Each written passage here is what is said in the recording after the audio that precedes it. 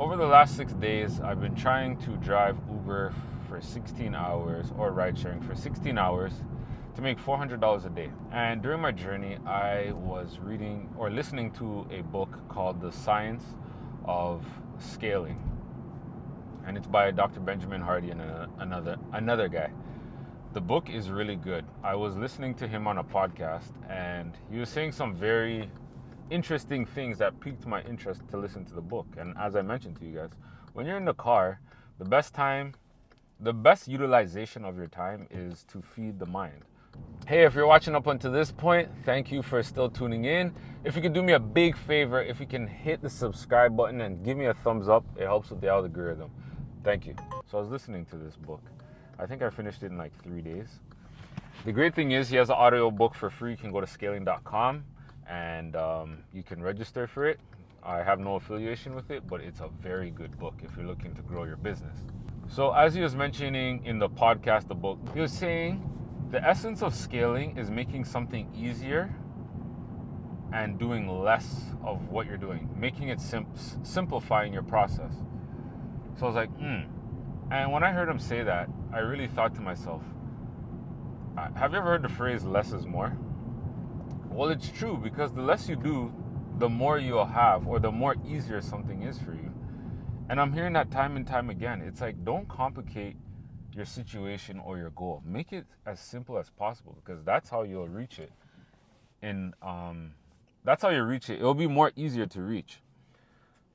And his framework is called frame, floor, focus. That's it. So your frame is what you see, and that's like everything. So it's like, if you have a goal to hit $10,000, there's 10,000 ways to make $10,000. And you're probably trying to do at least a couple of them, maybe even a lot of them. It's the people that focus on the less are the ones that usually hit it. The sun is super bright today. So think of it like this. I'm trying to hit $10,000. And I said I'm trying to do it with driving Uber, and I'm going to find other ways to do it. Also in the stock market. So in the stock market, I said I'm going to give myself 90 days to do it. No, I said I'm going to give myself to the end of the year. Uber, I said 30 days. The problem is with Uber, I'm exhausting myself, my body, my mind, because I'm not doing anything with my mind, or creating something while I'm doing it. So I said, you know what, this is probably not the way to do it, because 16 hours, it's really taking a toll on my body. Like the last couple of days, my legs have been like killing me. So I said, you know what, I can't be doing 16 hours. Like I'm gonna crash. And I haven't been drinking Red Bull or any energy drinks or any of that stuff. But my legs are literally just saying, nope, we're not doing this. Like yesterday, I literally couldn't move. So I had to come off the road. And I tried to get at least a good night's sleep. And that didn't even really help too much. My legs still kind of feel weird. So I said, listening to this book, it opened up my eyes. Stop trying to do things the hard way. And it's not to find the easier thing, but find the impossible thing, the thing that you're afraid of. Now, why? Because when you set goals that you're afraid of, you're more likely to figure out a way to overcome it, as opposed to a goal where you're like, okay, I'm gonna make $1,000 this week. $1,000 for Uber that's easy. Anybody can do that. But it's not allowing you to really think. And that goal, you'll probably 9 times out of 10, you'll probably fall flat from hitting that goal, because it's not something But when you change your mindset to think of something that is challenging and scares you, you start to think differently. Because for you to make $1,000 in a week, it takes a different mindset to make $10,000 in a month. And that's what you want to unlock. Those things, it's like, how do I make $10,000? What could I do to really make $10,000? And you will start thinking different ways that will get you to that $10,000 in a month or even in a week. Right off the rip, you can offer somebody something for $10,000. Now, what do you offer them? I don't know. That's where you got to start thinking. For me, I know what I can offer somebody for $10,000. I just have to go out there and pitch it to people. But if you don't put this out there, nobody will ever say yes to your offer or give you feedback on that offer. So you have to start pitching to people. Come up with something and say, hey, would you pay me $10,000 for this? Now, they might say no. But if it's worth $10,000, why not offer it for $1,000 and let them see the value where it's $10,000, where they think they're getting a steal of a deal? Now you'll be like, why would I do that? One, you have no proof of concept or any testimonials. Two, you get testimonials. And a testimonial is worth its weight in gold. Imagine you help somebody and they're able to take that knowledge and make $10,000 and you only charge them $1,000. That's going to look so good on you. Now that person will be like, oh my God, thank you so much. Now you can say, hey, do you have anybody you can refer me to? Boom.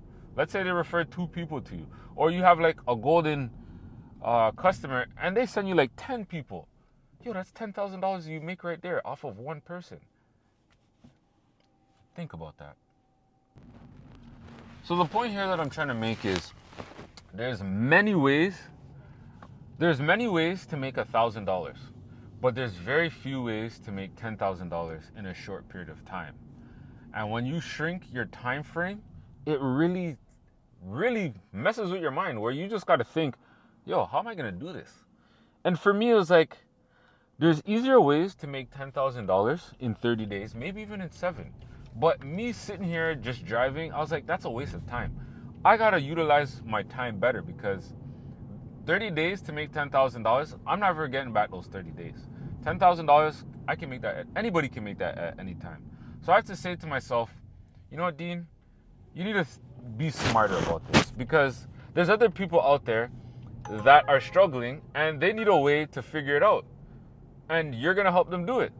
So what is it that you could do to make $10,000? It doesn't even have to be $10,000. It's like, what can you do in one day or offer to one person for $1,000? And when you start thinking like that, things start to change for you. So your frame, making $1,000, driving Uber, easy. You can work a job for a week, work 40 hours, easy. That's your frame. But now that frame has a floor where it's easy. You want to have to bring that floor up. So you say, all right, here's the floor. Let's bring it up here. When you start to bring it up here, there's not that many easy things that you can do. Yes, you can sell somebody something for $10,000. You can make something for $10,000. You can do something for $5,000, $2,000, whatever, right? But the purpose is not to do something that's easy because if it's easy, you're going to have to do a lot of it. If it's challenging, you're not going to have to do so much. When you can provide value to somebody, game changes for you. And then once you have that floor, so your frame, that's what it is. But now when you raise the floor, that's when you're literally saying no to everything because there's only that one thing that you're going to be doing. And once you eliminate everything or start saying no to everything, now you come to focus. And you just have to buckle down and do that one thing. Because when you do that one thing, things start to change for you. And you have to give yourself a tight deadline. When you give yourself a tight deadline, you're going to start thinking more and be like, all right, I can't do anything until I get this done. I can't do anything until I get this done. I can't party, I can't drink, I can't stay up late. I have to focus on this one thing. Once you focus on that one thing and you master it, now you can move to the next level of scaling it. Elon Musk has a formula where it's like he learns something, eliminates all the fluff, and then works on it some more, and then automates it, and then boom, takes off. And look where he is because of that process. I can't remember the exact process, but he has a 5-step process that he implements. And if you can do something like that, things will start to change for you. I know I'm just saying things, but you have to put the thing in place of what I'm talking about for the thing.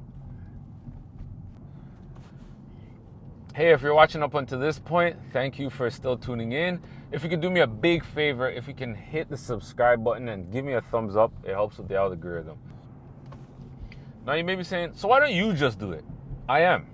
I'm going to change my focus because if I keep doing Uber, I'm literally just continue playing the same game over and over again, doing the easy path. I have to challenge myself. I have to set an impossible goal. And that's one thing you have to do when you're changing your focus. you have to set an impossible goal. It has to scare you. It's like, when you're going on stage to talk to 10,000 people and then you start getting bubble guts and then you got to use the washroom. That's the type of feeling that you need to have. What is that impossible goal that you're going to set for yourself? So I said to myself, all right, make like $10,000 in the stock market. That's like a hit or miss. It's like, no, teach people how to trade in the stock market and teach 1,000 people in 90 days. Now, that is something I'm like, how in the world am I going to do that? That's the whole point. You got to think. The most hardest thing for people, the most hardest thing for people to do is to think. So I got to sit there with my thoughts, start writing it out. I brought my book, as you can see here. And you got to say to yourself, what's that hard? Like, how am I going to accomplish this? And it's not only until you start writing down stuff, taking action, you're going to see something happen for you. And there's a story that Benjamin talks about in his book about this lady. She had this credit repair software that she created. And it's genius because it aligns with what your goal is. Because a lot of people, it's like, oh, fix your credit. Why am I fixing my credit, right? But with this credit repair software, what it does, it helps you figure out, it's like, okay, if you're trying to buy a house, this is the score you need. These are the things that you need to do in order to get that score. So she was just calling companies one by one, but it's like she had to set an impossible goal, and her impossible goal was, hit 100 people in 90 days. He's like, that's not impossible. So she's like, okay, 1,000 people in 90 days. That's impossible. So now she had to start to think, what could she do? And she reached out to one guy, even though she didn't do exactly what she was supposed to do. She reached out to this one guy that knew somebody that had a bunch of her ideal clients that use their software, and they're like, this is what they need. So he offered that, or she offered that. So she offered her service to the guy, and she said, my real goal is to hit up companies that offer software to the other companies, and I'm trying to get to like 1,000 people. And he's like, yeah, I got somebody for you. So he introduced him to the other person, and that guy, he had a client database of 8,000 people. 8,000 people. Of those 8,000 people, so he signed up with her 8,000 clients. So she went from her impossible goal of 1,000 new clients to 8,000. So of that 8,000, like, that only came about because she set an impossible goal. So what's your impossible goal that you're trying to set? And as I was thinking of that, I was like, yeah, helping 1,000 people, but reaching 1,000 people, it's not easy, but it's also not hard. And it's like, why not challenge myself more? Why not do something else? And what I just thought of while driving is, I said, why not try to go for $2 million in 90 days by helping 40 or 80 people, and charging $50,000 to $20,000 or $25,000 to $50,000. That would get me to $2 million.